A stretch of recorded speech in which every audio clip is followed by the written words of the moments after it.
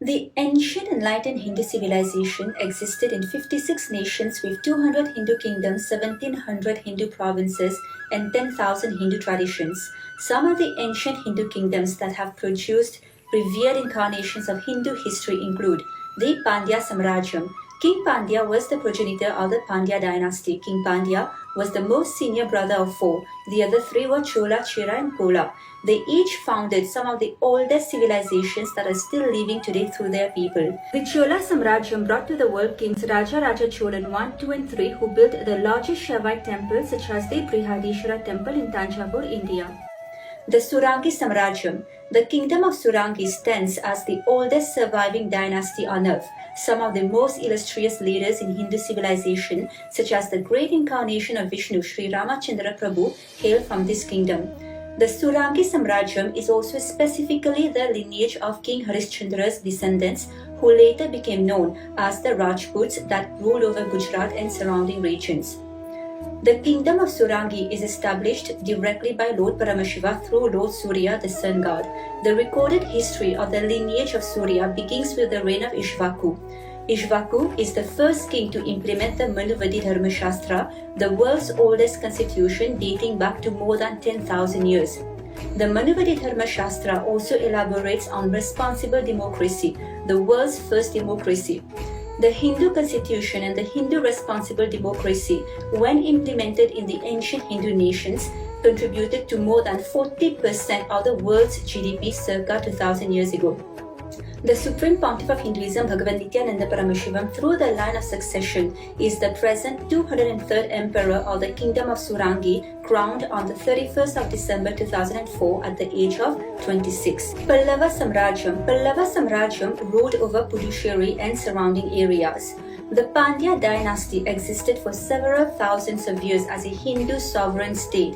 It was ruled over by the Shyamala Peetham Sarvanapeetham, or the Kingdom of Madurai, a Hindu sovereign papal state in which, through the line of succession, the Supreme Pontiff of Hinduism, Bhagavan Nithyananda Paramashivam, is the 293rd sovereign Supreme Pontiff.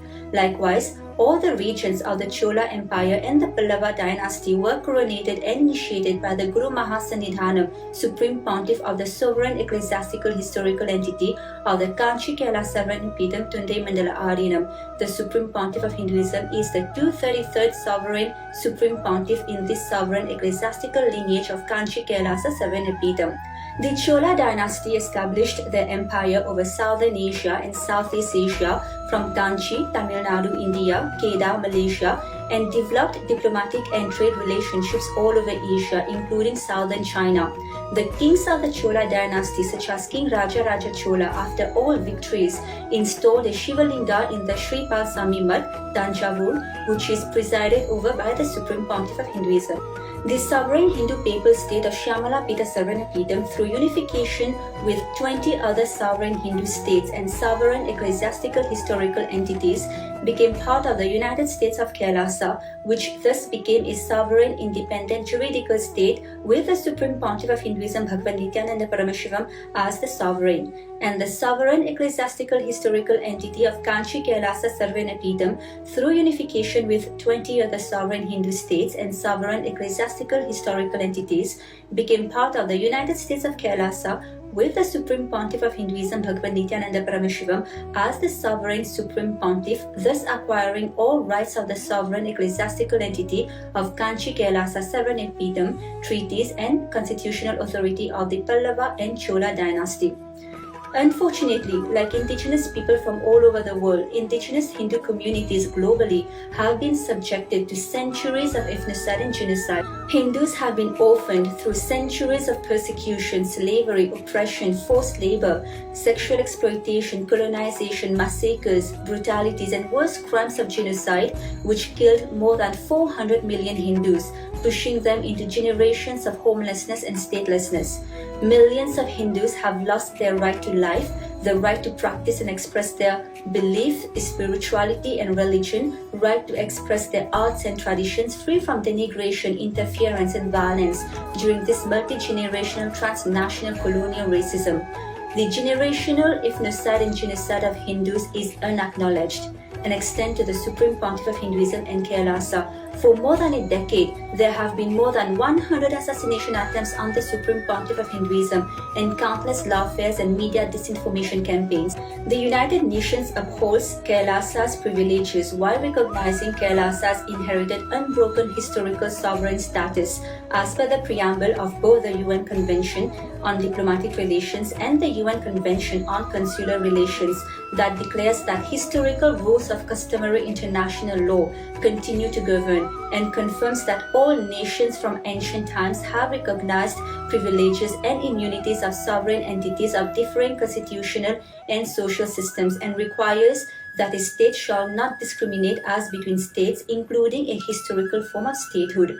Kailasa is a sovereign subject of international law, possessing distinctive attributes of juridical statehood derived from the Supreme Pontiff of Hinduism, Bhagavan Nithyananda Paramashivam's inheritance of the unbroken succession and the revival of three ancient Hindu sovereign states, namely the kingdoms of Surya Vamsa Suragi Samrajyam Sarvanapidam, Suvarnapita Swargapura Samrajya Sarvanapidam, Shamala Pita Sarvanapidam, also the Kanchi Kailasa Sarvanapidam, and 17 sovereign Hindu ecclesiastical historical institutions that receive customary recognition by the United Nations as per the Vienna Convention on Diplomatic Relations and the Vienna Convention on Consular Relations.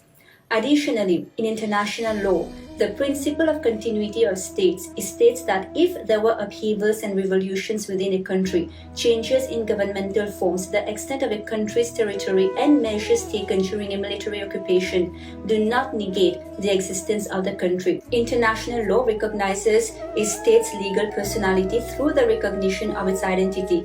This perspective extends to periods of annexation or occupation where the legal personality of a state is considered to persist, enabling its subsequent re-establishment.